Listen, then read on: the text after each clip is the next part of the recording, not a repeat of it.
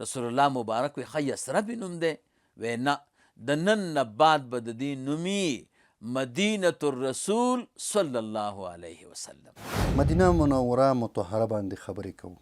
د کوم ښار انتخاب کړی د هجرت دپاره نو دی د ځان نه نه دی کړی، دا ورته الله جل جلاله ویلي.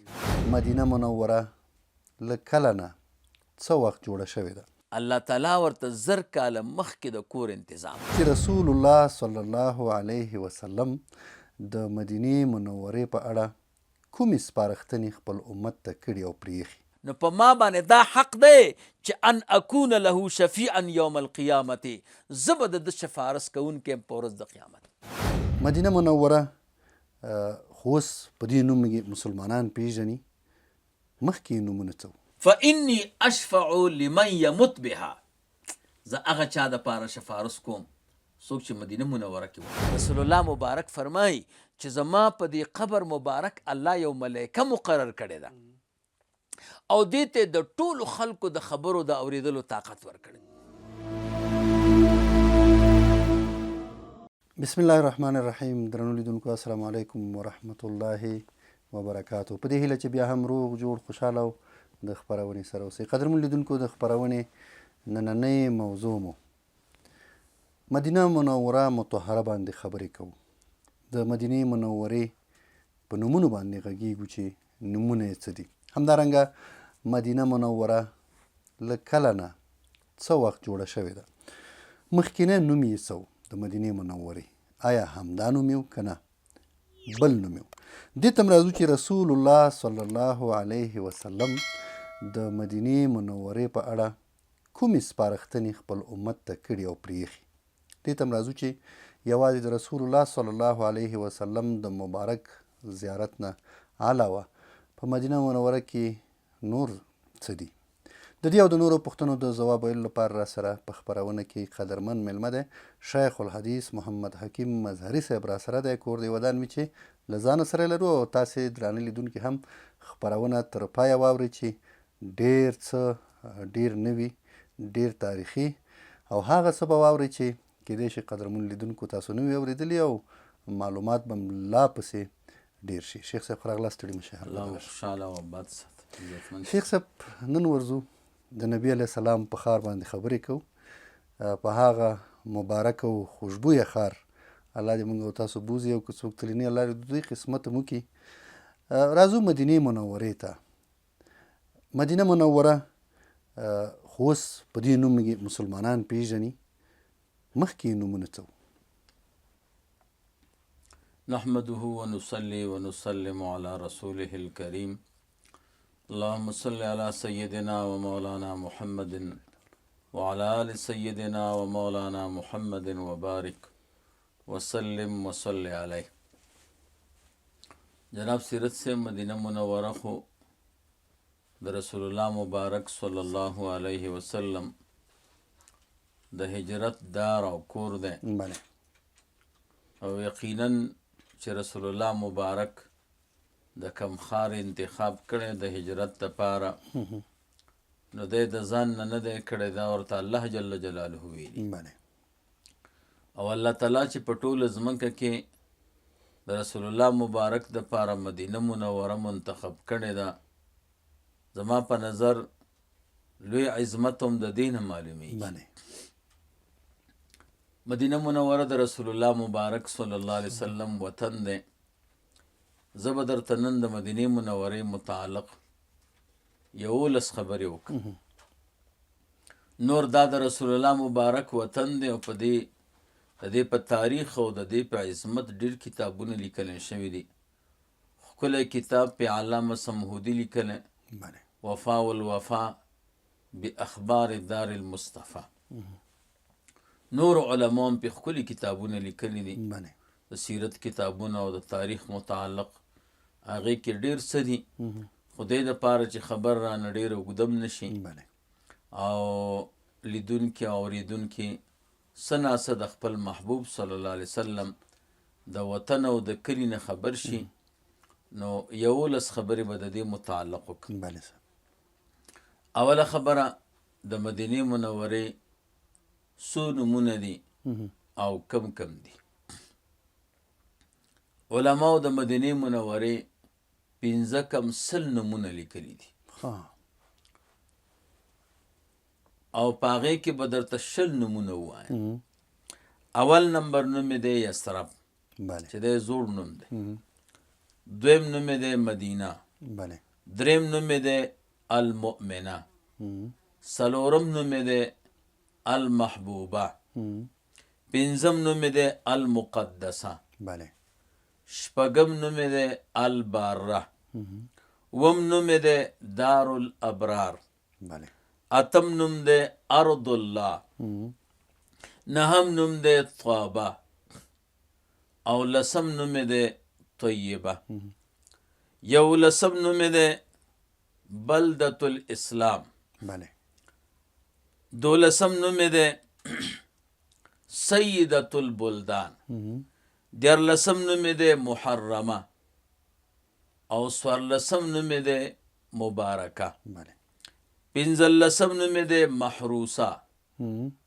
شپاړسم نوم دی مرحومه. ولسم نوم دی جباره. اتلسم نوم دی مختاره. نولسم نوم دی قاسمه. او شلم نوم دی فاضحه.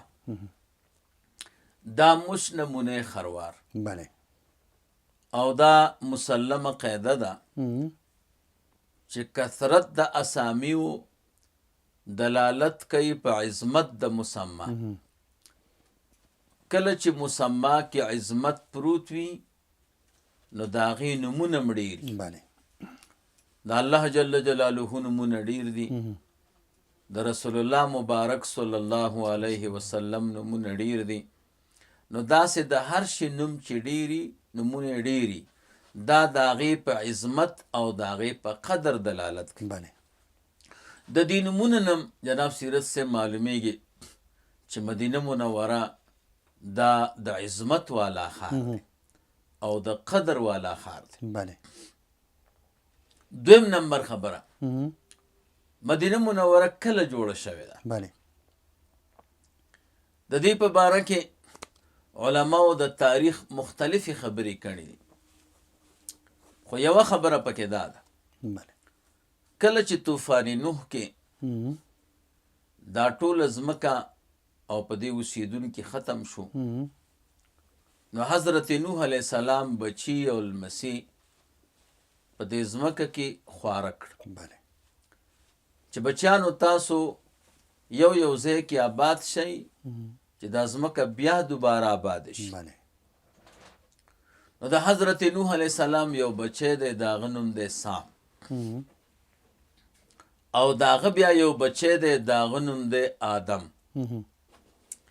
او د هغه بیا یو بچی دی د هغه نوم دی یثرب او ابو عبیل دا کنیه ده.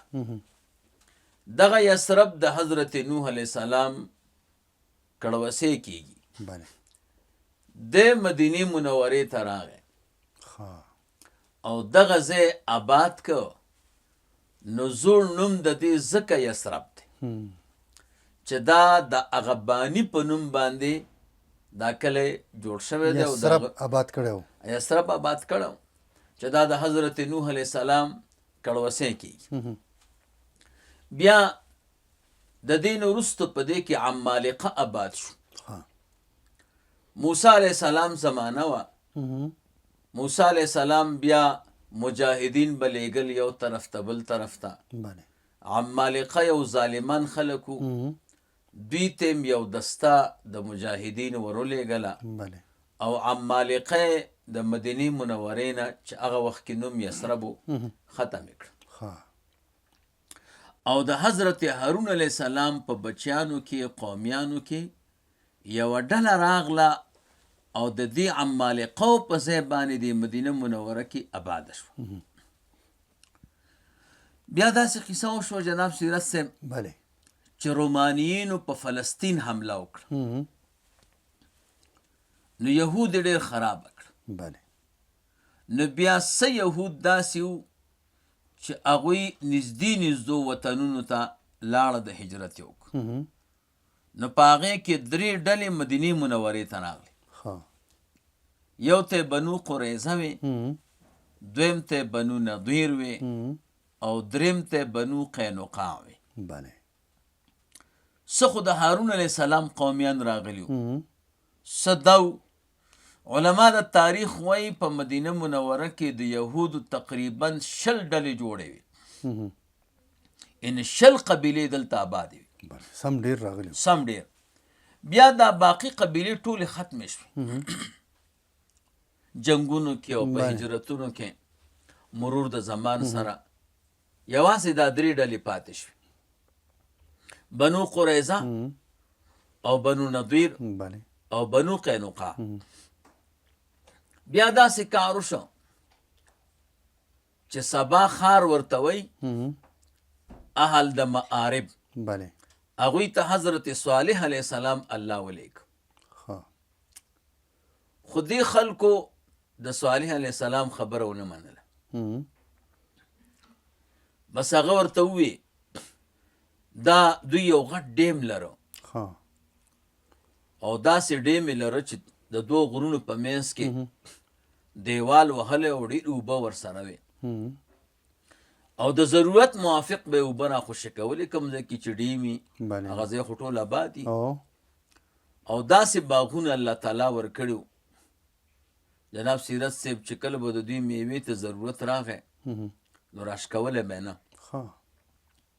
یوې ښځې به ټوکرۍ په سر کړه او په دې باغ کې به روانه شوه، نو دا میوې به خپله راغورځېدې، هر یو میوه به چې پخه شوه نو چې د باغ سر ته به وتله ټوکرۍ به ډکه وه، شو کولو ته ضرورت نه و، سمې مزې وې. نو صالح علیه السلام دوی ته وویل چې تاسو خو زما خبره ونه منله، تاسو باندې عذاب راځي، او علامه د عذاب دا ده چې د دې ډیم په دې بیخ کې به یو مږه پیدا کېږي، او دا مږه به دا دیوال سوری کوي او دا اوبه به در باندې ټولې راځي. او د دې علامه دا ده چې کله مږه پیدا شوه نو تاسو به یو پیشو راولئ او پیشو به په دې مږې پرېږدئ. که دې پیشو دا مږه راونیوه نو بیا د عذاب والا مږه نه ده، او که دې پیشو دا مږه راونه نیوله بلکې دې مږې نه دا پیشو وډاره شوه به دا عذاب دی. د نورې قومیانو پې پروا ونه ساتله. په دې کې یو نفر داسې و چې دا د معاربو خان و او داسې باغونه او داسې قیمتي ځمکه یې وه. د یو بچي ته وی چې بچیه کار خرابه دی، عذاب راځي. دا هوښیار و او دی چوکیدار که په دې دیوال ورته وی ته به هره ورځ ځې او ګورې به چې مږه پیدا شي ما به پې خبر کړي. هغه راغی او پلار ته وی چې پلاره مږه پیدا شوه. چې وی مږه پیدا شوه نو به د پیشو راواغسته، غټه پیشو چې مږې ته یې ورخوشې کړه، مږه پې رامنډه کړه، پیشو تې وتښتېده. بس دی داسې کار وکړو چې بچیانو ته وی چې بچیانو عذاب راځي خو ال مه وایئ، دا ځمکه او کورونه او بنګلې سم ختمېږي، نو دا به زه په دې خلکو خرڅه کړم. نو داسې طریقه یې وکړه چې یو جلسه یې جوړه کړه او په هغې کې د معارف ټول خلک راغونډ کړه او یو زبردسته ډوډۍ ورته وکړه. چې ډوډۍ ورته وکړه نو یو زوی ته یې وویل چې ورشه اوبه راوړه. هغه ورته وی خپل کار کوه، پلار ته وی زه اوبه نه راوړم. بد د ځان غوسه کو چې په داسې وطن کې نه اوسېږم چې بچی د پلار خبره نه مني. دا ګیم و او څوک زما ځمکه اخلي، بس نور نه اوسېږم دلته. خلکو ورته وي چې ستا خو قیمتي باغ دی، قیمتي ځمکه دی دا، او دا خو د خرڅ وایي چې بس نه اوسېږم. په ډېر لوی قیمت په خلکو خرڅه کړه. او مګه لګیا ده خپل مګه خو لګیا ده او بس سړی ترې ووته او د ده سره چې کوم قومیان او خلک وو ټول راووته او مدینې منورې ته راغله. دې کې 2 قومه راووته، یو ته اوس وی بل ته خزرج وی. دا اوس او خزرج مدینې منورې ته د معارب نه راغلي دي. د دوی نه اول یهود راغلي. بیا چې کله اوس قبیله او خزرج قبیله راغله نو بیا د دوی په منځ کې انډیوالي شوه او په ښه فیصله وکړه چې څوک مدینې منورې باندې حمله کوي که نه نو بس هغه به موږ نه پرېږدو. نو د دوی په منځ کې زبردست محبت پیدا شو. دا بنو قریظه چې وو دوی اوس راونیوه، وی زمونږ او ستاسو انډیوالي شو. او بنو نذیر چې وو دوی خزرج راونیوه، زبردست انډیوالي برابر شو. نو دا ځکه یهود هم په مدینه منوره کې اوسېدل او دا اوس او خزرج هم اوسېدل. بیا چې کله رسول الله مبارک صلی الله علیه وسلم مبعوث شو نو د د بعثت نه 1000 کاله مخکې د یمن بادشاه تبع هغه حج ته را روانو او مدینه منوره باندې راغی او دې تبع بادشاه سره 40 علماو او د لوی پایې بزرګانو. نو دا چې کله مدینه منورې ته راغله نو هغه علما ورته ووی چې صاحب دا خو دا کله موږ ته د آخري پیغمبر د هجرت ځای ښکاري، دا خو هغسې کجوري دي پکې هغسې دي. وی ښه نو وی چې آخري پیغمبر دلته مبعوث کیږي نو زه به ورته یو تحفه برابره کړم. نو دلته یې کور جوړ که، بیا د بادشاه کور یې جوړ که او د سره 40 علماو. نو په دې کې یو عالمو اسعد ابن ابي کرب او دا لوی سړی په دې و چې د کعبه مبارکه د حرم شریف آبادیم کړی و او کعبې مبارکې ته غلاف هم ده ور اچولی، د دې نه مخکې غلاف یې نه و. دا اسعد ابن ابي کرب ده ته یې وی چې ستا ډېرې قربانیانې دي او د دین ډېر خدمتونه لرې نو ته به په دې کور کې اوسېږي او دا ما د اخري پیغمبر دپاره یو تحفه تیاره کړې ده او خط یې ورکړه چې دا د تبع بادشاه نه اخري پیغمبر دپاره یو تحفه ده. ورته وی که ستا په وخت کې راغی نو کور نه به وځي، هغه ته به کور حواله کړي، دا کاغذ به ورکړي. که ستا په وخت کې رانغی او مړ کېدې نو خپلو بچیانو ته به وصیت وکړي. دا سلسله روانه وه، د هغه په نسل کې حضرت ابو ایوب انصاري رضی الله تعالی عنه راغلی او دا خط د تبع بادشاه هغه سره. کله چې رسول الله مبارک صلی الله علیه وسلم ورغی، هجرت یې وکړ او د حضرت ابو ایوب انصاري رضی الله تعالی عنه کور ته ورغی. اوږده واقعه ده. نو بیا هغه ورته وی قربان داسې ونه وی چې ته زما سره همسایه یې، نه زه ستا همسایه یم. بیا ورته د تبع بادشاه خط راوویست، وی زه د اسعد ابن ابي کرب لمسی یم او دا کور درته تبع بادشاه جوړ کړی دی او دا یې والا خط. نو رسول الله مبارک صلی الله علیه وسلم بیا دې ته هجرت په دې وجه باندې وکړ او دې کې یو لوی حکمت دا و جناب سیرت صاحب چې څوک ونه وی چې دا یو مهاجر دی او دا یو مسافر دی او مدینه منوره کې کور نه لري، الله تعالی ورته 1000 کاله مخکې د کور انتظام او د رسول الله مبارک نیکه چې و هغه وادم په بنو نجار کې کړی. نو دا د نبی علیه السلام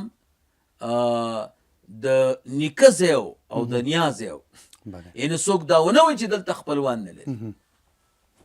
نو دا جناب سیرت صاحب مختصر تاریخ مې درته. دریم نمبر خبره د دې نوم څه و؟ د دې نوم یثرب و.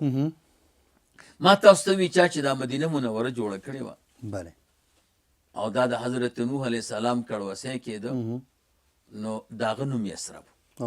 رسول الله مبارک عادت مبارک دا چې کله به یو صحابي ورسره مخامخ شو نو هغه نه به یې پوښتنه کوله چې ستا څه نوم دی. که د نوم معنا به خوندوره نه وه هغه به یې بدلو. که د یو کلي پوښتنه به یې وکړه چې د دې څه نوم دی او معنا به یې صحیح نه وه به یې بدلو. جناب سیرت صاحب په دې خو خلک نه پوهېږي خو دې نوم کې ډېر لوی کمال دی. او که موږ او تاسو ژوندي وو انشاءالله یو خپرونه به درته بیا په دې وکړو چې دا نوم کې څه کمال دی. شریعت وایي تاسو چې ماشوم پیدا شو نوم به ورته کېدی نو دې نوم کې ښودلو کې څه کمال دی او کم نوم بږدو. ما ته په خپله یو سړي وي زما 2 زامن دي او یو عادت پکې دی چې نه سمیږي. ما وی څه عادت دی پکې وی د یو ته چې ویم چې دا کار وکړه بس پروا نه کوي کیسه کې نه او نو ما وی د هغه نوم به عبدالصمد یي که نه بې پروا نو وی چې بلکل نوم یې عبدالصمد دی خو چا درته ویلي مې د دې عادت دی معلومومه چې د ده نوم عبدالصمد دی. او وی دا بل زوی مې چې دی دا ډېر ښه سړی دی که څوک سپېړه عمر کې بس غږ نه کوي ما بیا به د ده نوم عبدالغفار وي وی چې بلکل نوم یې عبدالغفار دی. نو دې نوم کې جناب سیرت صاحب ډېر کار دی. د دې په دې حروفو کې هم کمال دی مثبت حروف پکې منفي پکې نو د دې نوم معنا کې کاري د دې په حروفو کې کاري دا به 4 حرفیز نوم دی 3 حرفیز به نوم دی د هر یو خپل خصوصیت دی. نو رسول الله مبارک هغه ته خو الله تعالی لوی علم ورکړه مدینې منورې ته چې راغی پوښتنه وکړه چې د دې ښار څه نوم دی ورته وی د دې نوم یثرب دی. وی یثرب خو 3 معنی لري 3 واړه خوندوري نه دي. یو معنی د توبیخ چاته رټنه دویمه معنی د لوم ملامتیا او دریمه معنی د هلاک. حضرت یعقوب علیه السلام بچیانو ته وی لا تثریب علیکم اليوم تاسو باندې نن ملامتیا نشته سختی خبرې درته نه کوم تاسو باندې هلاک نشته. رسول الله مبارک وی ښه یثرب نوم دی وی نه د نن نه بعد به د دې نومي مدینة الرسول صلی الله علیه وسلم. نو دا نوم ورته رسول الله مبارک بیا بدل کړ او صحابه کرام یې منې کړه وی چې چا یثرب ووی نو د الله نه دې بخښنه وغواړي او زمونږ علما وی څوک چې یو کرت یثرب ووی نو دی د 3 کرته استغفار ووی او علما وی چا چې یو کرت یثرب ووی کتبت علیه خطیئه د باندې یو ګناه ولیکلی شوه ځکه نبی علیه السلام منې راوړي منه پکار ده چې ونه وی دې بازار کې یو دغه خرڅېږي د تیزاب او هغې ته نوم یثرب ایښی نو ما وی یاره دا به د دوی به عقیده خوندوره نه چې رسول الله مبارک صلی الله علیه وسلم د یو شي نه منع کړی نو مسلمان ته گنجایش نشته چې هغه بیا استعمال کړي. نو دا جناب سیرت صاحب 3 خبرې شوې. 4 نمبر خبره هغه دا ده چې خصائص د مدینې منورې مدینه منوره کې ډېر خصوصیتونه دي. د هغه خصوصیتونو نه به درته 11 وي. اول نمبر دا د رسول الله مبارک د هجرت کور دی. ما خو تاسو ته ووایي که دا کله الله ته محبوب نه وی او دا د عظمت والا کله نه وی رسول الله مبارک به د دې د هجرت انتخاب نه کولی او بیا ملته دفن دی. دویم نمبر دا دی چې دا د رسول الله مبارک محبوبه ده او حضور دعا وکړه اللهم حبب الینا المدینه كحبنا مکه او اشده. خدای موږ ته مدینه منوره داسې ګرانه کړي لکه زموږ چې محبت د مکې مکرمې سره دی بلکې د هغې نه راته ډېر زیاته کړي. او رسول الله مبارک به چې د کور نه روت او جبل احد به یې ولیده نو حضور به فرمایل هذا جبل یحبنا ونحبه دا داسې غر دی چې موږ سره مینه کوي او موږ هم ورسره مینه کوو. نو دا د رسول الله مبارک محبوبه ده. 3 نمبر دا دی چې دا حرم دی بحرمت الله. رسول الله مبارک فرمایل اللهم ان ابراهیم حرم مکه، خدای ابراهیم علیه السلام مکه مکرمه حرم ګرځولې وه. بله و انی احرم ما بین لابتیها، او زه مدینه منوره د دواړو طرفونو په منځ کې زه حرم ګرځومه. یعنې یو طرف کې مشرق طرف کې هغه ځمکه کې تورې تیږې دي او مغرب طرف ته د دې په دې منځ کې دا کلی دی، زه دا حرم ګرځوم. نو دا رسول الله مبارک حرم ګرځولی. بله 4 نمبر دا دی چې په دې کې مسجد نبوي دی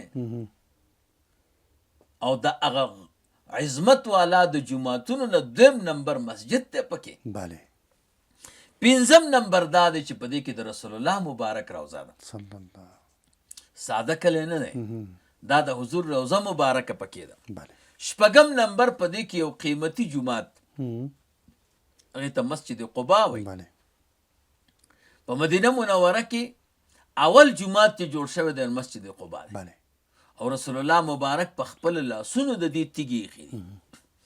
7 نمبر دا دی رسول الله مبارک د دې د ژوند د تیرولو فضیلت بیان کړی. څوک مدینه منوره کې وخت تیروي، بله رسول الله مبارک فرمایل من استطاع ان يموت بالمدینه فلیمت بها. که د چا طاقت وي چې زه مدینه منوره کې مړ شم، یعنې تر مرګه پورې دې کې وخت تیر کړم، بله نو بس ځان دې مدینه منوره کې مړ کړي، دلته دې مړ شي. ولی فانی اشفع لمن یمت بها، زه هغه چا دپاره شفارس کوم څوک چې مدینه منوره کې وفات شي. د مدینه منوره کې ژوند ډېر قیمتي دی. بله الله دې زمونږ او ستاسو بیا بیا نصیب آمین. کړي. 8 نمبر د مدینې منورې په طعام کې، د مدینې منورې په سوا کې، په هر شي کې برکت. رسول الله مبارک دعا کړې ده یا الله بله دا مدینه منوره برکتي که، د دې په خوراک کې، د دې په چکاک کې، د دې په طعام کې، نو د برکت والا کلی دی. بله 9 نمبر دا ده چې مدینه منوره د وبایي مرض نه محفوظه ده بله او دجال به ورته نه داخلیږي. سبحان الله 10 نمبر دا دی چې مدینه منوره کې نفاق کار نه کوي. د حضور د اسلام د غلبې نه بعد بله مدینه منوره رسول الله مبارک فرمایي دا خبث د ځان نه داسې لرې کوي لکه اور چې زنګونه لرې کوي. دې وجه نه چې د چا عقیده خوندوره نه وي اوس هم او مدینې منورې ته لاړ شي زړه یې تنګېږي، بله مزه نه ورکوي. او چې څوک عاشقان دي او محبان دي هغه چې مدینې منورې نه راځي نو ژاړي ورپسې. بله زه یو ځل چا ډوډۍ ته بوتلی وم، یو پروګرام او په هغې کې یو مفتي صاحب نوم به یې نالمه، بله نو خوندوره عقیده یې نه وه. نو هغه وی چې زه خو عمرې ته تللی وم خو خلکو راته وی چې مدینې منورې ته څوک لاړ شي نو بیا زړه نه راکېږي. بله نو زه چې لاړم هلته د رسول الله مبارک قبر و، هغه خو داسې په ادب هم نه وی، او وی ما وی چې زه خو قبر پرست نه یم چې قبرونو ته راغلی او نه پکې عمره و او نه پکې طواف و. یو شپه مې وکړه او سهار وختي راووتم او وی ما وی چې ځي نو جاړي، وی ما له ژړا هم رانخله. نو ما ورته وی چې مفتي صاحب چې بازار کې سړی څومره هم قیمتي ګروپ والي خو چې د بجلۍ سره دې ټچ کړی نه وي او یو ځای کړی نه وي رڼا نه کوي. که ګروپ څومره هم قیمتي دی خو چې تار کې بجلي نه وي څه به رڼا وکړي. نو ما دا یو باطني او معنوي یو کرنټ غواړي او هغه تا کې شته نه. نو ځکه تا ته مدینه منوره یو قبر ښکارېده او زړه دې پکې تنګ شو، سهار وختي ووتې. د خدای بنده تا خو به د صحابه کرامو تاریخ کتلی، تا خو په کار د امام مالک صاحب تاریخ به تې کتلی، په ټوله زندګۍ کې هغه یو ځل حج کړی او بیا نه عمرې ته او نه حج ته تللی. هغه تېراوتنه وی هسې نه چې مرګ راته یې باندې رانشي. الله اکبر. ته خو د هغوی تاریخ وګوره. نو جناب سیرت صاحب دا خو دوی د عظمت نه دي خبر. رسول الله مبارک زمونږ او ستاسو څومره لوی محسن دی او داسې خبرې بیا خلک کوي. نو دا چې د چا په زړه کې نفاقي او مرض د بد عقیدې وي هم مدینه منوره کې نشي ټینګېدلی. یولسم نمبر دا دی چې دا مأول ایمان دی. رسول الله مبارک فرمایي چې په آخره زمانه کې به دا ایمان مدینه منورې ته داسې راغونډېږي لکه مار چې خپل هغه سوري ته راغونډېږي. مدینه منوره کې بس ایمان پاتې شي. دا زمونږ او ستاسو د درد د ننني پروګرام 4 خبرې شوې. 5 نمبر خبره، مدینه منوره کې کم ځایونه مبارک دي. اکثر حاجیان هم پوښتنه کوي چېرته لاړ شو. نو مدینه منوره کې مشهور ځایونه چې د برکت والا دي هغه 15 دي. اول نمبر مسجد نبوي، یقینا د عظمت والا جومات دی، دا خو مرکز دی. دویم مسجد قبا، دریم مسجد قبلتین کم کې چې تحویل شوی دی بنو سلیمه قبیله کې. څلورم هغه و جوماتونه مساجد 7 مساجد چې ورته وایي کم چې د خندق سره نږدې دي، غونډۍ کې دي. دا و مساجد دی اصل کې دي 6 خو په و یادېږي. ولې؟ څوک چې د هغې ملاقات ته ورشي نو مسجد قبلتین ته هم ورځي. نو چې مسجد قبلتین ورسره یو ځای کې بیا ترې وجوړېږي که د خپله دي 6. 5 نمبر مسجد فتح، دا هغه جومات دی چې په خندق کې رسول الله مبارک کم ځای کې خیمه لګولې وه، هغه اوس هم شته وړوکی جومات، نو هلته اوس جومات جوړ دی، هغې ته مسجد فتح وایي. 6 نمبر مسجد علی ابن ابي طالب رضی الله تعالی عنہ، دا هغه جومات دی چې په دې خندق کې عمرو ابن ود چې دا د قریشو د دې فوج سردارانو کې و، نو د داسې کار وکړ چې هغه خندق صحابه کرامو کنلی و په هغې راوړېده، سړی تکړه. نو بس حضرت علی رضی الله تعالی عنہ هغه مردار کړ. دغه جزې کې حضرت علی صاحب عمرو ابن ود کافر مړ کړی دی، نو هلته اوس ځکه جومات جوړ دی، مسجد حضرت علی ورته وایي. 1 نمبر مسجد سجده، او دې ته مسجد ابي ذر وایي رضی الله تعالی عنہ. دې ځای کې رسول الله مبارک یو اوږده سجده کړې ده، نو هلته جومات جوړ دی. 8 نمبر مسجد الغمامه، 9 نمبر مسجد عنبریه، او 10 نمبر مسجد ذوالحلیفه کم چې میقات، 11 نمبر مسجد جمعه کم کې چې رسول الله مبارک اول د جمعې لمونځ کړی. 12 نمبر په دې کې ادیره ده، هغې ته بقیع الغرقد وایي. بقیع ورته ولې وایي او غرقد ورته ولې وایي؟ بقیع اصل کې په عربی کې پراخې ځمکې ته وایي. دغه ځای ډېر پراخ او اوار دی ځکه ورته بقیع وایي.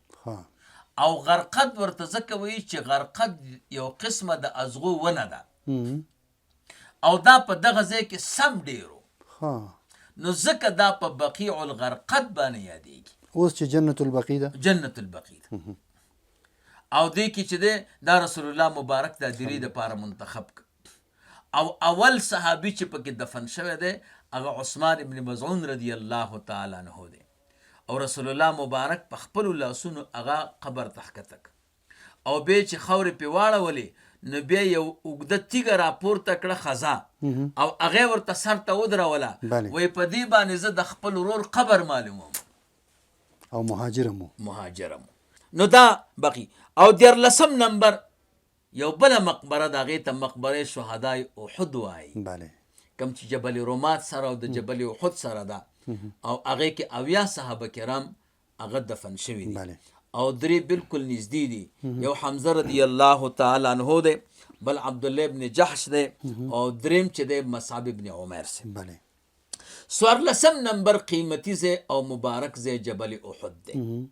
او 15 نمبر سقیفه بنی ساعده ورته وایي، چې کله رسول الله مبارک صلی الله علیه وسلم وفات شو نو بیا د مسلمانانو د مشر د انتخاب دپاره دلته بیا مشوره شوې ده د انصار او د مهاجرینو، نو دغه ځای ته سقیفه د بني ساعده وایي. شیخ صاحب اوس په دا ځای نه 12 کاله مخکې اوس خو هغه مخکې ځل چې زه تللی و هغه ځای کې چې دی دغه مو چمنه مو ونیم او وي آفرین ونیم وي اوس یې هغه ځای وار کړی دی سیده بله، صاحب هو. اوس هلته د منځونو ځای برابر دی دغه نه چې د مغرب طرف ته او خو لږ چې لږ اخوا لاړ شي یعنې د دې 1 نمبر ګیټ سره اخوا دغلته وو. دغلته دی. دا 5 خبرې شوې شپږم نمبر خبره مدینه منوره کې جناب سیرت صاحب سکویان ډېر قیمتي بله بله هغې ته الآبار التاریخیه وایي هغه کویان چې زبردست تاریخ لري بله. نو هغه 12 دي مشهور اول نمبر بئر غرس دی بئر غرس هغه کوی ته وایي چې رسول الله مبارک صلی الله علیه وسلم به د دې اوبه هم څښلې او حضور حکم کړی چې کله زه وفات شم بله نو د دې اوبه به راوړئ او په دې اوبو باندې به ما ته غسل راکوئ دویم نمبر بئر اریس بئر اریس او بئر خاتم هم ورته وایي بله دا هغه کوی دی چې د رسول الله مبارک چې کوم د مهر دغه ګوتمه وه دا د حضرت عثمان رضی الله تعالی عنہ سره وه بله نو د عثمان رضی الله تعالی عنہ نه دغه ګوتمه د رسول الله مبارک په دې کوی کې غورځېدلې ده دا په قبا کې و دا قبا سره نږدې دی هملته دی او بیا وروستو غالبا چې د ترکو بادشاه که چا بیا راایستلې ده ښه څلورم نمبر بئر حا یا بیروحا دا یو کوی دی د مدینې منورې په شمال کې اوس چې دی د توسیع کې په مسجد نبوي په حدودو کې داخل شوی دی اوس نه ښکاري او دا هغه کوی دی چې په دې باندې طلحه ابن سهل رضی الله تعالی عنہ صدقه کړې وه وی دا ما ته ډېر محبوب دی چې کله دا آیت راغی لن تنالوا البر حتی تنفقوا مما تحبون نو طلحه صاحب رسول الله مبارک ته راغی چې ما ته خو بیروحا دا کوی ډېر محبوب دی نو دی چې بیا صدقه که پنځم نمبر بئر العهن دام د مسجد نبوي سره نږدې دی شپږم نمبر بئر البومه دا د مدینې منورې په شمال طرف دی او رسول الله مبارک د دې په اوبو سر مبارک وینځلی دی اوس هم شته اول ته یو مدرسه د مدرسه علوم شرعیه ورته وایي هغې سره نږدې دی اتم نمبر بئر العزق دا هغه کوی دی چې رسول الله مبارک د مکې مکرمې نه هجرت کو او انصار استقبال ته راوتلي نو دغه ځای کې یو کوی دی هغې سره نږدې ولاړو هغې ته بئر العزق وایي دغه خو به د ذوالحلیفې طرف ته یي نو ذوالحلیفې طرف ته اتم نمبر بئر زروان یا زی اروان دا هغه کوی دی چې په دې باندې رسول الله مبارک باندې دې باندې سحر شوی او لبید ابن اسم الیهودی هغه چې په رسول الله مبارک کم سحر کړو او د هغې لورګانو ډېر کار کړو نو دا ویښته د رسول الله مبارک چې هغې ته 11 غوټې ورکړې وې او په هغې کې ستنې وغیره یې کړې وې هغه دې کوی کې چې کومه تیږه ده د هغې لاندې ایښې وه هغې ته بئر ذی اروان وایي نهم نمبر بئر انس ابن مالک رضی الله تعالی عنه دا هغه دی چې رسول الله مبارک د دې اوبه چیکلي دي او رسول الله مبارک ته چا شودې راوړې نو شودو کې دا قانون دی چې همداسې چکې چې اوبه ورسره نه نو دا معده باندې بوج راولي نو رسول الله مبارک خو زبردست طبیب و نو چې چا به ورته شودې راوړې بیا به یې اوبه ورسره ګډې کړې چې د دې دا شودې نری شي او دویمه دا ده چې کوم شودې تازه ده غولانځې نه روزي خو ګرمي نو هغه معده خرابوي نو هغې سره به رسول الله مبارک اوبه یو ځای کولې نو د دغه بئر انس نه اوبه راواغستې او شودو سره یو ځای کړې او هغې بیا وچیکلې او دا یو مشهوره واقعه په حدیث کې راغلی ده چې اعرابي د رسول الله مبارک ښي طرف ته او چپ طرف ته ابوبکر صدیق صاحب نو رسول الله مبارک صلی الله علیه وسلم اعرابي ته ورکولې بل صحابي ورته وایي چې ابوبکر صدیق صاحب خو لوی شخصیت دی هغه وی چې د رسول الله مبارک په پسخورده باندې زه چاته غوروالی نه ورکوم نو نبی علیه السلام دې اعرابي ته ورکړي لسم نمبر بئر سقیا دا د انس رضی الله تعالی عنہ د پلار کویو د مالک ابن نضر او رسول الله مبارک به د دین وبم چکلی او دس بهم کو یو لسم نمبر بئر الرقاع بئر الرقاع دا د غزوه ذات الرقا په لاره کې راځي. غزا چې رسول الله مبارک ته نو په لاره کې دا کوی دی او دا هغه ځای دی چې مسلمانانو خپلې جنډې دغه کوی سره پورته کړي د کافرانو مقابله کې. 12 نمبر بئر بضاعه دا هغه کوی دی چې د جاهلیت د دور دی باندې سر نو او دی کې با چې سپي به مړه شو هغه هم پکې غورځېده جاهلیت په دور کې او دا ټوټې او نجاستونه غورځېده. په حدیثو کې بئر بضاعه باندې یو زبردست بحث دی چې امام مالک صاحب فرمایي چې تر څو پورې د اوبو خوند او رنګ او بوی خراب شوی نه هر څومره نجاست چې پکې وغورځېږي نو نه نجس کېږي. نو استدلال کې دغه بئر بضاعه پیش کوي او بیا دا نور ائمه وایي چې نه بئر بضاعه چې دی د دین استدلال ځکه غلط دی چې دا صحابي چې ترېنه پوښتنه وکړه انا توضأ من بئر بضاعه من اودس وکړو د بئر بضاعه نه او دا داسې کوی دی چې په دې کې مردار سپي غورځېږي او د حیض ټوټې او نجاستونه غورځېږي. رسول الله مبارک ورته وایي اوبه پاکې دي هېڅ شی نه پلیتئ. نو زمونږ علما وایي چې دا نجاستونه پکې پراته عام ساده سړی ورته نه وایي چې دا پاکی دي. رسول الله مبارک ورته ولې وی دا اصل کې دا قصه صحابي د زوړ د جاهلیت د دور کوي او اوس دی وخت کې پکې نو او یا دا معنا ده چې دی باندې سر نو دا د صحابي باندې وهم غالب چې کې دی شي په دې کې وغورځېږي او رسول الله مبارک امت نه وهم بند کړي. بیا اوږد بحث ته په دې کې نو دا 12 کویان په مدینه منوره کې دا تاریخي کویان دي. 1 نمبر خبره شیخ صاحب په بخښنې سره یو پوښتنه کوم زمونږ معتمرین او حجاج چې لاړ شي مدینه منوره کې دغلته یو ځای کې بئر الشفا په نامه دی چې دا کویه څه وخت جوړ شوی خلک دغه اوبه ترې راوړي بیا په خپل هیواد ته هم راوړي چې دې اوبو کې شفا ده.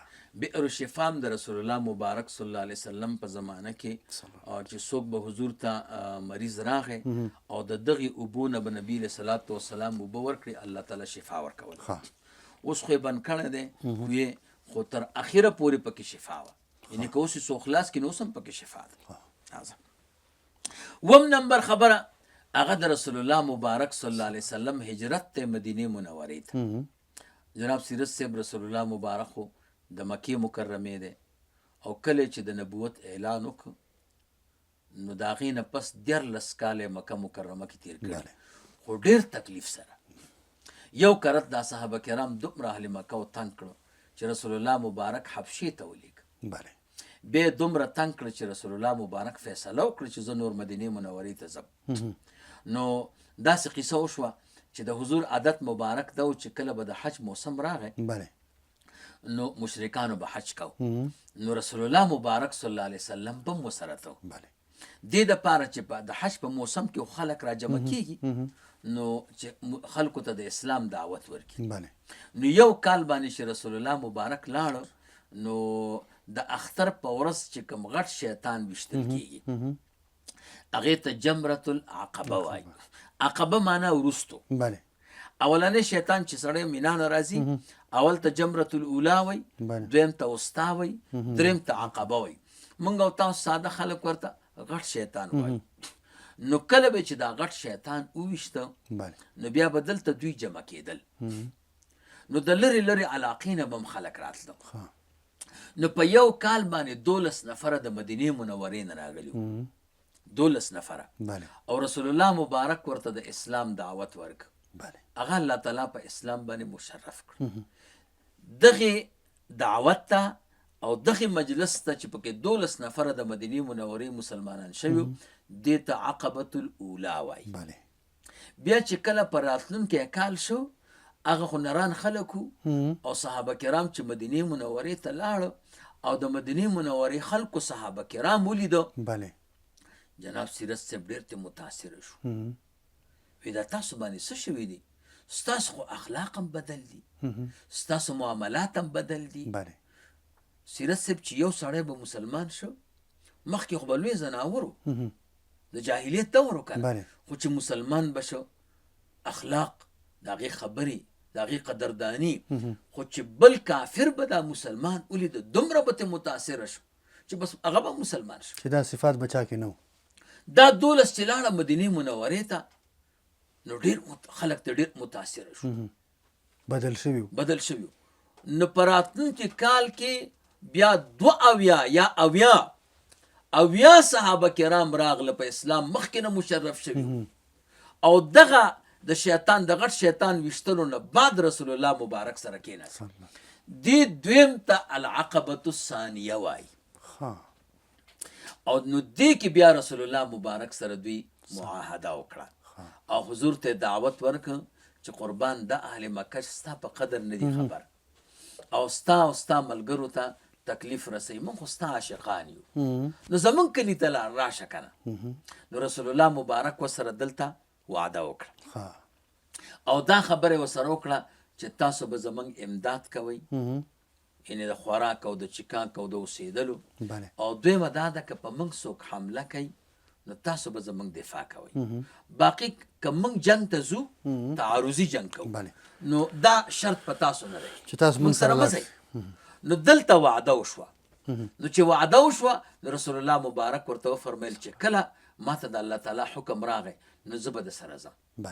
نو بیا رسول الله مبارک صلی الله علیه وسلم ته حکم راغی او نبی علیه صلات وسلام او ابوبکر صدیق رضی الله تعالی عنه او یو ورسره لارښود یو تجارو عبدالله ابن اریقة اللیثي، دا درې واړه روان شو او 300 یا 380 کیلومتره مزل یې کړی علی ساحل البحر او په 8 ورځو کې هلته رسېدلي دي. 3 ورځې په غار ثور کې تېرې کړي، دا چې ورسره جمع کړي نو 11 راځي. 11 ورځې نو دوی په 11 ورځو کې مدینه منورې ته رسېدلي دي او اول بني عمرو بن عوف قبیلې ته ورسېده او هلته مسجد قبا بنیاد کېښو.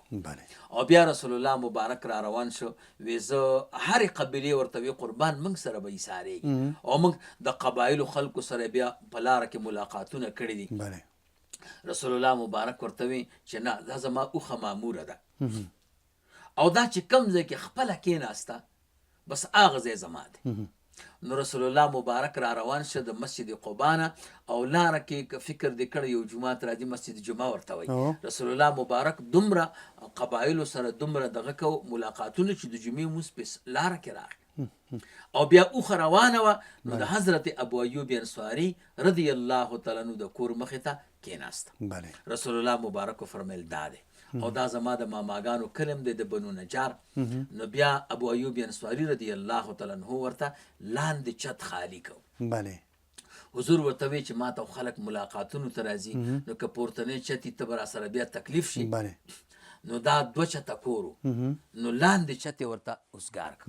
بیا ابو ایوب انصاري رضی الله تعالی عنه د شپې فکر وکړ چې د الله پیغمبر لاندې دی او زه پورته یم.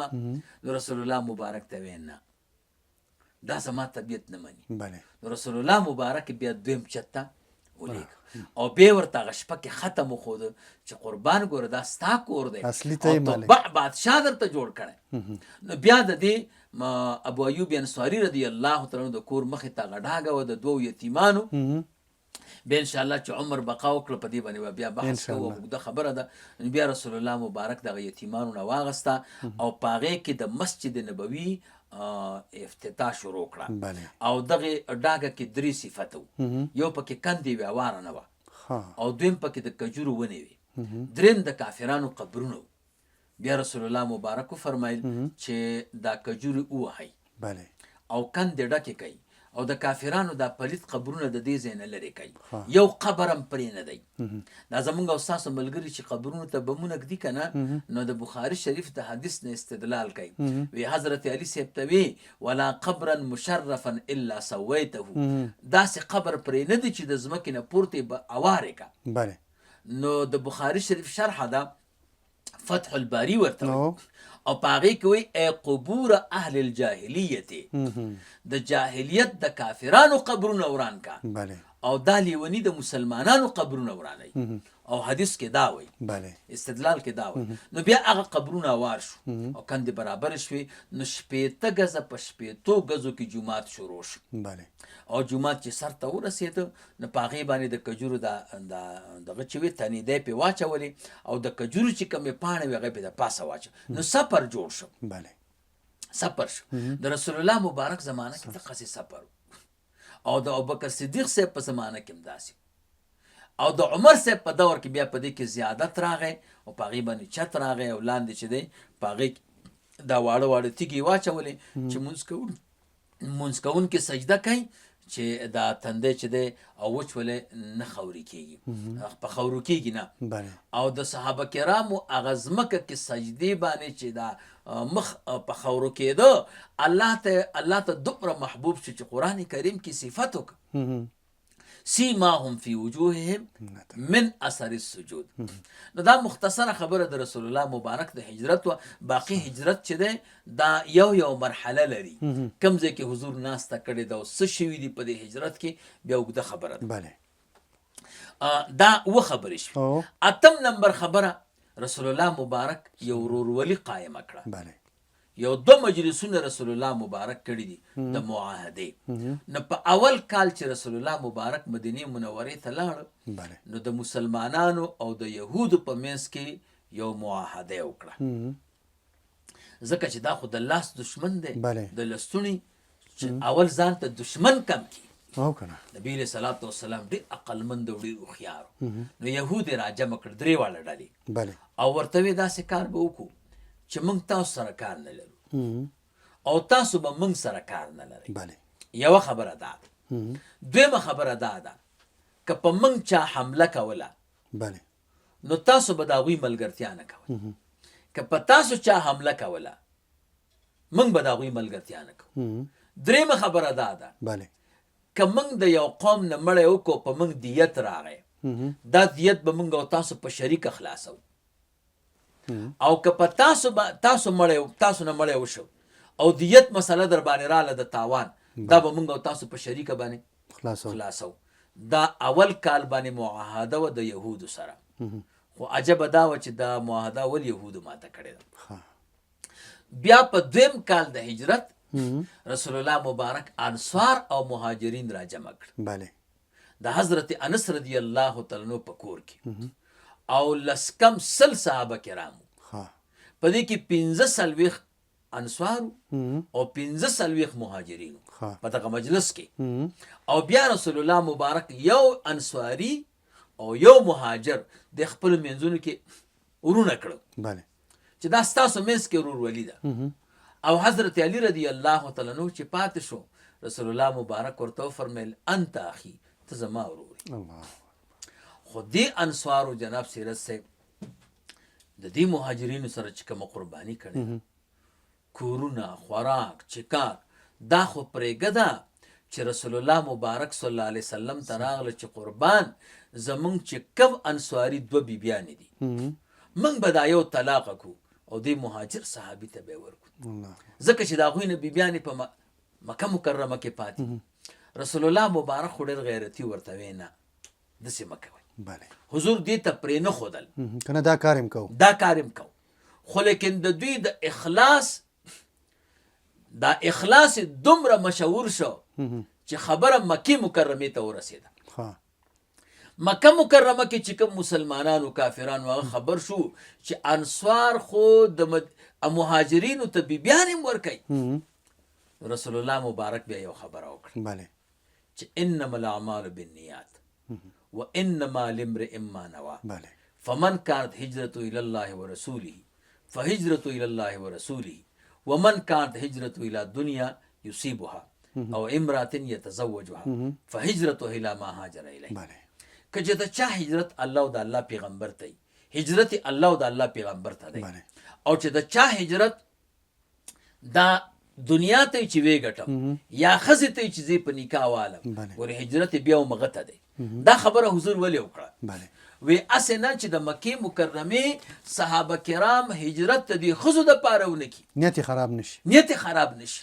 نو سد الباب یې وکړه نو د مکې مکرمې کې چې کوم صحابه کرام هغوی خبر شو چې نه موږ دا نیت نه کوو نو دا داسې قرباني ورکړه نهم نمبر خبره الله تعالی دې موږ او تاسو مدینې منورې ته بوزي د مدینې منورې آداب متعلق نو د مدینې منورې په آدابو کې جناب سیرت صاحب زه به درته 14 خبرې وکړه.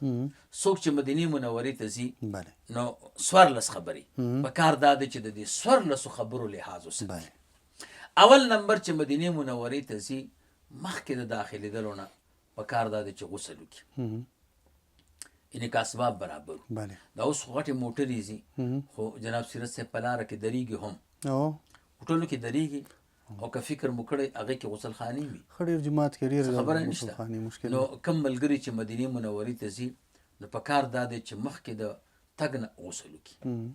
دویم نمبر ادب یې دا دی چې کله حکومت ورته اعلان وکړي چې تاسو به مدینې منورې ته ځئ بله یا څوک عمرې ته لاړ شي اراده یې، نو دی به درود شریف ته کار ووایي. بله ولې رسول الله مبارک ته به تحفه نه وړي او کم از کم چې 1,40,000 برابر کی. دا علما د سلوک او د تصوف وایي چې دا د درود شریف یو ختم دی. څوک چې مدینې منورې ته د تګ اراده ولري په کار دا دی چې د درود شریف ته کار ووایي 1,40,000 کم از کم چې دا برابر کی. دا دوه شو. بله دریم نمبر خبره دا ده چې د مدینې منورې چې کوم عظمت دی هغه به په زړه کې حاضر کی بله چې دا خو هغه کلي ته روان یم چې رسول الله مبارک د هجرت لپاره انتخاب کړی او دا هغه کلی دی چې په دې کې زما آقا او زما محبوب پروت دی. بله ساده نسبت به ورته نه کړي. څلورم نمبر دا دی چې اظهار به د تواضع وکړي، بله ځان به ډېر عاجزه ګڼي چې زه ملاتوب به پرېږدي او وزارت به پرېږدي او سخا به پرېږدي مال به پرېږدي، ځان به عاجزه ګڼي. الله او د الله پیغمبر ته جناب سیرت صاحب رسېدل صرف په تواضع. پنځم نمبر دا دی چې ځان به د سکینې سره لازم کړي، ډېر په آرام بله منډې وهل او یا لاسونه وهل او پښې وهل اخوا دېخوا کتل بله نه، ډېر په آرام او په آرام به یو قدم ږدي. دا د رسول الله مبارک کله دی کله دی. هغه محمد امین حاجي صاحب نه وایي وی زړګي سترګې لګوه د قدم لاره نه ده. بله حضرت پې ایښي قدمونه دومره خواره نه ده. نو دا هر یو قدم دا به ډېر په ادب، دا خو زما د محبوب کلی دی. بله شپږم نمبر دا دی چې ځان به د ادب سره لازم کړي، ډېر ادب او احترام دې ته به کار ووایي. اووم نمبر دا دی چې غاښ به نه پورته کوي، غاښ به مکمل ټیټ کړي، که چا سره خبرې هم کوي ورو ورو. بله اتم نمبر دا دی چې ښایسته اخلاق به شروع کړي، ښکلي اخلاق. نهم نمبر دا دی پاک کالي به واغوندي ښایسته، بله ځکه رسول الله مبارک ته ځي. بله نهم نمبر دا دی چې وخت به ډېر غنیمت ګڼي، وخت به نه ضایع کوي. دا هر یو وخت جناب سیرت صاحب ډېر قیمتي دی. او موږ تاسو لاړ شو بازار کې چکر یې بله بله او یو ځای ته لاړ شه او بل ځای ته لاړ شه، نه دا یو ملت ته قیمتي دی، دا یو دقیقه دی قیمتي ده. بله 11 نمبر دا دی چې ځان به مشغولوي په قرآن کریم بله او په ذکر او په درود شریف، بله هسې وخت به نه تېروي. 12 نمبر دا دی چې جمع ډېر لحاظ به ساتي، ځان به د جمع به د مسجد نبوي نه قضا کوي. بله ولې ترمذي شریف کې روایت دی رسول الله مبارک صلی الله علیه وسلم فرمایي چا چې په یو جومات کې 40 ورځې په جمع باندې مونځ وکړي الله به 3 انعام ورکوي. بله یو به دی د نفاق نه الله تعالی بری ساتي او دویم به د عذاب نه بری ساتي بله او دریم به د اور نه الله تعالی پاکوي. او بیا مسجد نبوي الله نو هلته د حاجیان چې لاړ شي 8 ورځې دې دپاره تېروي چې 40 منځونه برابر کړي. نو دا 40 منځونه که موږ او تاسو خپل جوماتونو کې برابر کړو هم دا فضیلت دی. بله خو چونکې دلته وخت نه او دې باندې عمل ښه هلته کېږي، او همدې دپاره تلئ همدې دپاره تلئ. نو ځکه 14 نمبر دا دی چې 40 منځونه به برابر کړي، جمع به کوي او هغې کې به 40 منځونه برابروي. 14 نمبر دا دی چې هر سهار به مسجد قبا ته ځي. او حدیثو کې جناب سیرت صاحب 2 قسمه روایت راغلی. یو کې دا دی چې څوک د خالی په سهار باندې لاړ، بله خو بل حدیث کې د خالی قید نشته، د هفتې د ورځې قید نشته. چا چې په قبا کې 2 رکعاته مونځ وکړه الله تعالی د عمرې ثواب ورکړي. بله ډېر اسانه دا بیخي عام دی عام دی.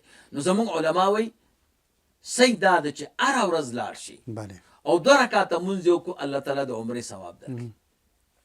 نو دا 14 آداب د مدینې منورې دي. بله 10 نمبر خبره د رسول الله مبارک صلی الله علیه وسلم د روضې مبارک ملاقات چې کوي نو د هغې څه ادب دی. بله نو د هغې دپاره جناب سیرت صاحب اته آداب. بله اول نمبر دا دی چې کله په ابوسلام باندې ورځي الله تعالی مو دې نصیب کړي نو آواز به ښکته کوي او خوا دې خوا به نه ګوري. بله د رسول الله مبارک ملاقات ته ځي که دی ادب دی. بله او دعا به کوې زړه کې ځان سره به وایي او په رسول الله مبارک به درود شریف وایي. بله دویم نمبر دا دی چې ښی پښه چې به ابوسلام باندې ورځي ښی پښه به مخکې کړي او چپه په وروستو کړي. جومات دی که نه عام حکم دی.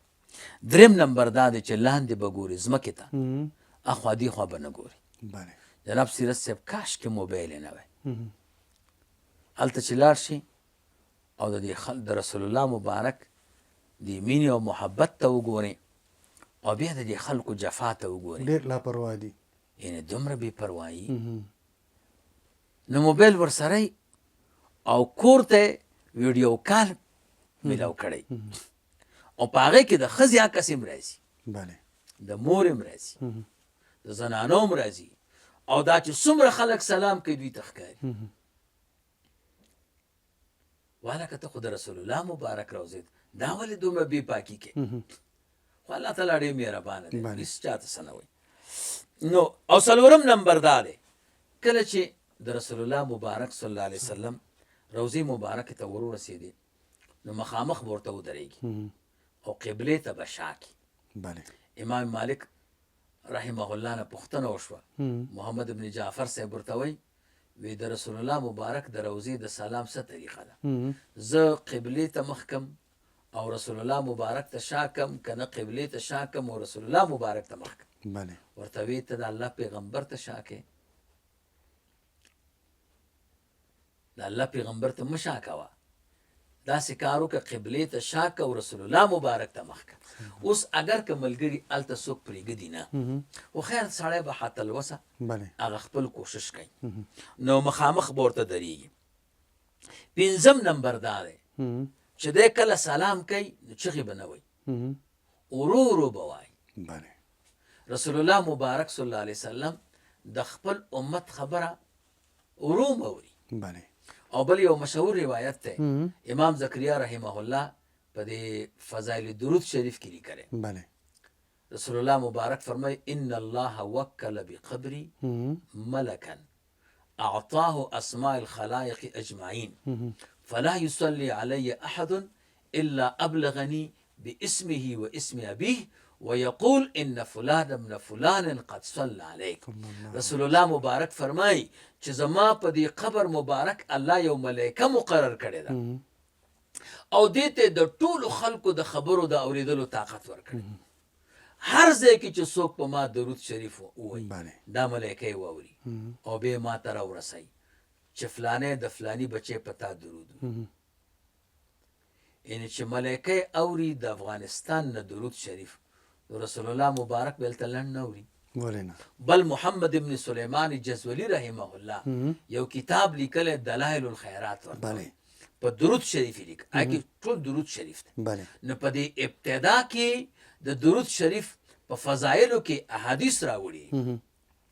اخرنی روایت دا دی وقیل لرسول الله صلی الله علیه وسلم رسول الله مبارک صلی الله علیه وسلم نه پوښتنه وشوه یا رسول الله ارأیت صلاة المصلین مما غاب عنك ومما جاء بعدك ما حالهما عندك؟ فقال رسول الله صلى الله عليه وسلم إني أسمع صلاة أهل محبتي وأعرفهم وتعرض علي صلاة غيرهم عرضه. دا الله پیغمبر کم امتیان چې اوستانه غایب دي او یا رستو را روان دي نو چې هغوی په تا درود شریف وایي نو ته پې خبرېږي. رسول الله مبارک فرمایل انی اسمع صلاة اهل محبتي چې د چا ما سره مینه ده د هغوی درود په خپله اورم وتعرض علی صلاة غیرهم عرضا او د نورو خلکو درود شریف چې ما سره مینه نشته هغه ما ته ملایکې راوړي. نو چې چا رسول الله مبارک سره مینه یو ځل زه اول کل چې زه حج ته تللی وم نو ما خوب ولید نو په خوب کې د ملنګ صاحب مبارک یو مرید دی او دلته د شمالي کې اوسېږي. نو هغه مې خوب کې ولید. بله ما ته وی دلته زه اشعار وایم د رسول الله مبارک په محبت کې او مظهري صاحب ته به مدینه منوره کې اوري. نو مې څنګه به واورم؟ نو چې اشعار یې ووایي نو ما واورېد. یعنې خوب و که نه، یعنې په محبت کې جناب سیرت صاحب فاصلې نه وي.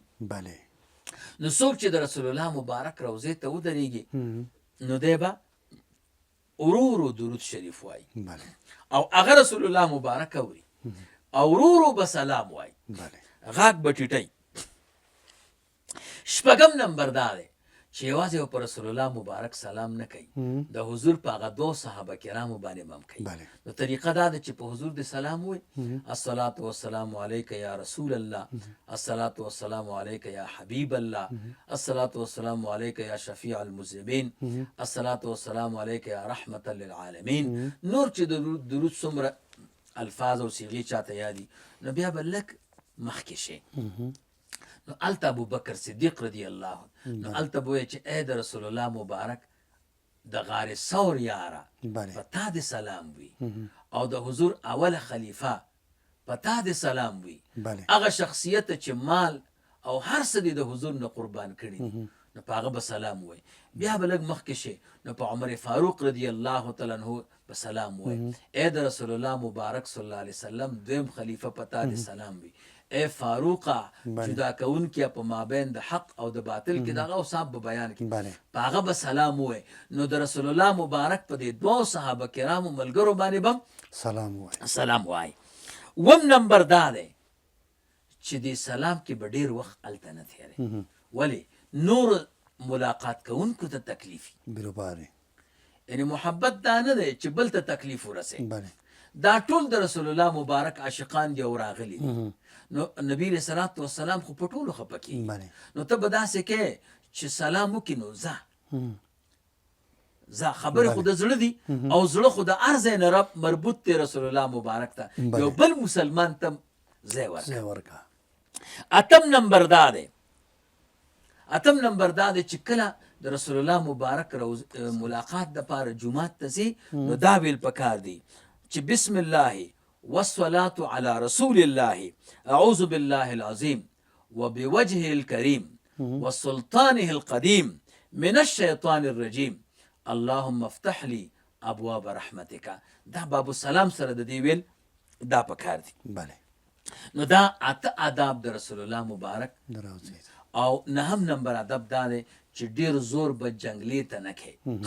د هغې وجه دا د جناب سیرت صاحب چې په دې باندې خلکو ته هم تکلیفي او تا ته هم تکلیفي او دا محبت هم نه دی، یو قسم نامني جوړیږي. مفتی محمد شفیع رحمه الله فرمایي یو ځل د رسول الله مبارک صلی الله علیه وسلم روضې ته لاړم، بیا هغه دیوال سره ودرېدم او داسې غلی ولاړم، سلام مې وی، زړه کې مې یو خبره تېره شوه چې دا عاشقان ګوره د رسول الله مبارک د روضې ته زورونه کوي او محمد شفیع ته د دیوال سره ولاړې. وی زړه کې مې الله تعالی یو خبره واچوله چې خبره د جنگلی او د زور نه ده، خبره د رسول الله مبارک د شریعت د عمل ده. چا چې د رسول الله مبارک په شریعت او په سنت عمل وکړ هغه که په مشرق کې موسیږي رسول الله مبارک ته نږدې دی، او که څوک د ربضې کې نه ورشي خو چې د رسول الله مبارک د سنتو خیال نه ساتي نو دا نبی علیه السلام ته نه دی نږدې. 11 نمبر خبره، زمونږ استاسو اکثر ملګري الله تعالی دې زمونږ استاسو د ټولو د عقیدې حفاظت وکړي. هلته چې حج ته لاړ شي نو بیا دې حاجیانو ته خوندورې خبرې د مدینې منورې نه کوي، بلکې ورته وایي چې ستاسو حج پوره شو او مدینې منورې ته تګ څه ضروري نه دی، که لاړی او که لا نړی. خو دا د حکومت یو پروګرام دی چې څوک حج ته راوړي نو خامخا یې مدینې منورې ته بوځي. نو مجبوره یو ځو به 2008 کې چې زه حج ته لاړم نو موږ سره زموږ چې کوم مالې مو خوندوره عقیده نه وه او ملګري دې خفه کېږي نه د کونړو. نو بیا په دې بس کې په دې موټر کې چې مدینې منورې ته نږدې شو بیا پورته شو تقریر یې کوو، ورته ویې ورونو ستاسو حج پوره دی او دا مدینې منورې ته تګ نه سنت دی نه مستحب دی نه د حج په مناسکو کې داخل دی، یو غیر ضروري کار دی.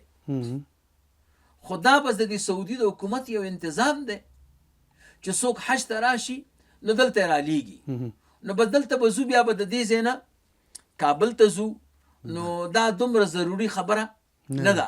دلته صحیح ده د رسول الله مبارک صلی الله علیه وسلم قبر مبارک او روضه ده، خو هغه وفات شوی دی او قبر کې دی، نو زموږ او ستاسو راتګ کې څه پیدا نشته، بلکې لا تاوان مو وکړو. تاوان هم دا وکړو چې دلته یو مونځ په 1000 دی او په مکه مکرمه کې یو مونځ په 1,00,000 دی. نو ما ورته وی چې د خدای بنده ته مولای ته عالمې، دا ته څنګه خبرې کوې؟ دا کعبه مبارک او دا حج او دا عمره خو د رسول الله مبارک برکت دی. نو اکثر ملګری هغه خلک د دې د مدینې منورې چې کوم عظمت دی او کوم قدر دی هغه د سینې نه وباسي. نو دې باندې علماو کتابونه لیکلي دي چې نه، څوک چې حج ته لاړ به مدینې منورې ته ځي، دا مسلمان دپاره ضروري خبره ده. یو عالم د امام سبکی ورته وایي، هغه په کتاب لیکلی شفاء السقام فی زیارت خیر الانام او ډېر احادیث یې پکې راوړي دي. نو زه درته په هغه احادیثو کې یو 6 حدیثونه وایم. اول نمبر چې د ملګرو ته معلومات وشي چې مدینه منوره تک د حاجي دپاره یو لوی منقبت دی او ضروري سفر دی. نو امام احمد صاحب د حدیثو کتاب لیکلی او حدیث نمبر دی 10,815 نمبر حدیث. رسول الله مبارک فرمای ما من احد یسلم علی عند قبری، داسې څوک نشته چې په ما سلام وکړي زما د قبر سره، الا رد الله علی روحی، الله تعالی ما ته زما روح واپس کی، فارد علیه السلام، د باندې زه سلام واپس کوم، ورته وعلیکم السلام. جناب سیرت سے پدې فکر پکار دی. وعلیکم السلام څه معنا ده؟ وعلیکم السلام دا معنا ده چې اے مسافره پتا دی د الله تعالی د طرف نه سلامتیا وي د ټولو آفاتونه. ته اندازه ولګو چې د الله پیغمبر درته دعا وکړه چې ته د ټولو آفات او بلیاتو نه محفوظ یې، نو څومره لوی منقبت دی. او حج کې به ستا دعا قبول شي وي کنه، او دا د رسول الله مبارک حج خو مشروط بشرطین دی. دویم نمبر د سنن داری قطنی دویم جلد او 280 نمبر صفحه ده.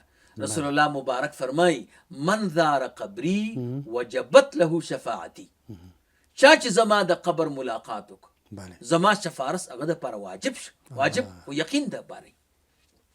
نو د رسول الله مبارک شفارس په حج کې نه دی، د نبی علیہ السلام شفارس مدینه منوره کې دی. دریم نمبر روایت دا امام تبرانی رحمه الله دا حدیثو کتاب لیکلی، ما سره بره پروت دی، المعجم الکبیر ورته وایي. نو په هغې کې 12 جلد دی او 215 نمبر صفحه ده. رسول الله مبارک فرمای من جاءنی زائرا، څوک چې ما ته راغی صرف د ملاقات دپاره او بل کار دپاره مدینې منورې ته نه دی راغلی، الا زیارتی، مګر صرف زما د زیارت دپاره، نو کان حقا علی، نو په ما باندې دا حق دی چې ان اکون له شفیعا یوم القیامت، زه به د شفارس کوونکی یم په ورځ د قیامت. جناب سیرت صاحب دا څومره لویه خبره ده، دینه غټه خبره، دینه غټه خبره چېرته ده؟ څلورم نمبر حدیث دام امام تبرانی رحمه الله په المعجم الکبیر کې ذکر کړی، 12 جلد 310 صفحه ده او حدیث نمبر دی 1419.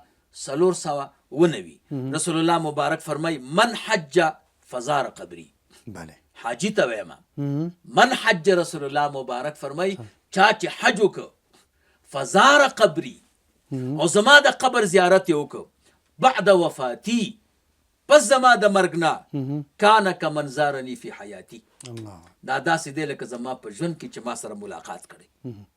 پنځم نمبر رسول الله مبارک صلی الله علیه وسلم فرمای، عبدالله ابن عمر سے روایت ہے او امام دار قطنی سے ذکر کرے کہ من حج ولم یزرنی فقد جفانی. رسول الله مبارک فرمای چا چې حج کو زما ملاقات ونکو د ما سره جفا وکړه، دومره ګیلمن. شپږم نمبر رسول الله مبارک فرمای من زارنی بعد موتی، چا چې زما ملاقات کو زما د مرګ نه بعد، فکأنما زارنی فی حیاتی، لکه د چې ما سره په ژوند کې ملاقات کړي. باقي زمونږ ملګري کوي چې دا تا کوم حدیث وې نو د دې په سند کې خو داسې راویان دي چې په هغوی جرحه ده نو موږ او دوی سره پیږو نو دا کومه جرحه چې په راویانو ده دا مبهمه ده مفسره جرحه په دې شپږو روایاتو کې په یو روایت هم نشته او دا د علماو صحیح قاعده ده چې جرحه مبهمه په اتفاق د علماو قابل د اعتبار نه ده نو روایات مکمل صحیح دي بلکې ما ته څلوېښت روایات ما سره په کتابچه کې دي چې د رسول الله مبارک صلی الله علیه وسلم د زیارت په باره کې راغلي دي او څلوېښت واړه د دې سند ما کتلی دی او بالکل صحیح دي جناب سیرت صاحب دا زمونږ او ستاسو د دې پروګرام یو لسمه خبره شوه اخره کې به د مدینې منورې د محبت لپاره درته یو قصه وکړم لنډه مهرباني صاحب دا علامه سمهودي رحمه الله وفا الوفا کې لیکلی دی وی دوه علما لاړه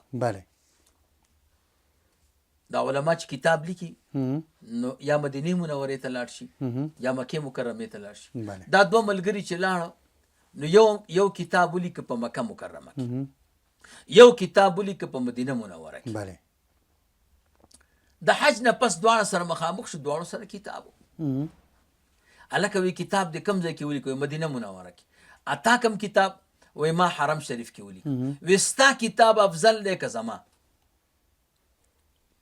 نو د مکې مکرمې عالم ورته ووی چې خبره د فضیلت شي که نه نو زما کتاب افضل دی وی ولې وی زما کتاب ما داسې ځای کې لیکلی دی چې هلته یو مونځ په 1 لاک دی او تا په داسې ځای کې کتاب لیکلی دی چې یو مونځ په 1000 دی او یو روایت کې 50,000 دی نو زما کتاب افضل شو د مدینې منورې عالم ورته ووی چې قصه بدله ده مکه مکرمه کې چې یو مونځ په 1 لاک دی دا د عابد دی څوک چې عبادت کوي او د مدینې منورې کې چې یو مونځ په 1000 دی یا په 50,000 دا د عابد دی خو د مدینې منورې د عاشق یوه سجده دا د مکې مکرمې د 1 لاکو منځونو نه افضله ده هغې سره به څه کوې مدینه منوره خو د عاشقانو ځای دی او مکه مکرمه د عابدانو ځای دی جناب سیرت صاحب عاشق او عابد کې فرق درته ویم عابد او عاشق کې دا فرق دی چې عابد غرضی دی ثواب غواړي جنت غواړي او د عاشق د عابد د خپل ځان باندې ثواب څه دپاره غواړي چې زه مڼې وخورم د جنت میوه وخورم انګور وخورم په جنت عاشق دی ځان باندې عاشق دی ځان باندې په دې عاشق دی چې د جنت خو د بدن خدمت کوي او د ضرورت دی او جهنم نه ځان ځکه ساتي چې دا بدن مې ونه سوځېږي نو د ځان عاشق شکه نشو او محبان او عاشقان هغوی بدن هم د یار نه قربانوي هغه وی زما چې محبوب په څه شي خوشحاله بس همغه صحیح دی رابعه بصري یو ځل را روانه او په یو لاس کې شمه نیولې وه او په بل لاس کې جام نیولی و وی ولې وی څه خلک مې ولیده چې عبادت دې دپاره کوي چې جهنم کې مې الله وانه چوي وی دا اوبه را سره دي جهنم پې مړ کومه چې عبادت د الله دپاره کوي لکه یو نصیحت یې کوم او دا شمه را سره ده ډېر خلک عبادت کوي د جنت دپاره په دې دا جنت ورته سوځومه چې د الله دپاره یې کوي معنی یې دا وه چې یا خلکو تاسو د خدای د قرب دپاره عبادت وکوئ نو عاشقان چې عبادت کوي هغه خالص د خپل رب د رضا دپاره هغه وایي خدای ستا رضا که په جنت کې هغه ستا خوښه ده او که ستا رضا په جهنم کې ستا خوښه خو چې ته رانه خوشحاله شي ورته وی صاحبه ته خبر نه د عاشق یوه سجده او ستا 1 لاک منځونه برابر نه دي هغه ورته وی ما داسې ځای کې کتاب لیکلی دی چې دلته عمره ده او ستا تاسې ځای کې کتاب لیکلی مدینه منوره کې عمره کم ده هغه ورته وی دا ستا عمره کې شرط دی چې الله تعالی قبوله کي که نه او رسول الله مبارک وی چې څوک قبا ته لاړو او 2 رکعاته مونځ یې وکړو الله تعالی ورته د قبول شوي عمرې ثواب چې تیار قبولي دلته عمرم ده او قبولم ده ستا هغه خو پته نه لګېږي شک کې ده نو زما کتاب افضل دی نو هغه ورته وی ما داسې ځای کې کتاب لیکلی چې مکه مکرمه کې حج دی، مدینه منوره کې حج کم دی. هغه ورته وی چې رسول الله مبارک فرمایي چې چا مسجد نبوي کې زما په جومات کې منځ کو د جمع سره، الله تعالی ورته د قبول شوي حج ثواب ورکوي. دلته چې کم حج دی هغه قبول شوی دی، او هلته چې کم حج دی هغه کې شرط دی. هغه ورته وی ما داسې ځای کې کتاب لیکلی دی چې کعبه مبارکه د ټولې ځمکې نه افضله ده، قبله ده. ورته وی ما داسې ځای کې کتاب لیکلی کومه خاوره چې د رسول الله مبارک د بدن سره لګېدلې ده دا خو د کعبې نه افضله، خو ده د عرش معلا نه هم افضله ده.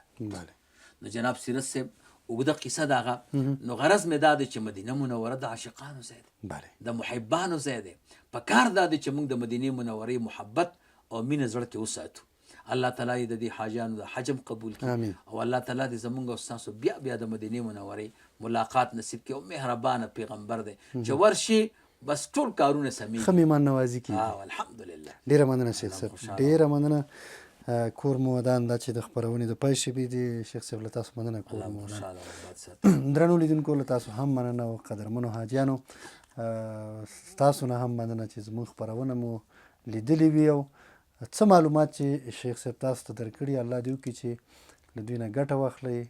هغه کوم ځایونه چې شیخ صاحب تاسو ته مشخص کړي او د هغې هغه فضیلت الله دې وکړي چې هغه هلته ورشئ او هغه فضایل هم ترلاسه کړئ. محترم لیدونکو له تاسو سره واده کوو انشاءالله په راتلونکي کې به همدغسې خپرونې زموږ وي. داسې څه به اورئ چې اورېدلي مو نه وي، له داسې څه به خبرو چې خبر نه وئ انشاءالله العزیز. محترم لیدونکو دا چې په مدینه منوره خپرونې کوو نو هغه د 150 خپرونو کار نه دی. مدینه منوره نو د ډېرو کمالاتو نه ډک ښار دی. انشاءالله که ژوند و په راتلونکي کې به تاسو ته تر ده لا زیات معلومات، تر ده لا زیاتې خپرونې ستاسو په درانه خدمت کې وړاندې کوو. تر بیا چې ستاسو په درانه خدمت کې حاضرېږو، تر هغې مو په لویه مهربانه رب سپارو. هر چیرې چې یاست روغ جوړ خوشحاله اوسئ.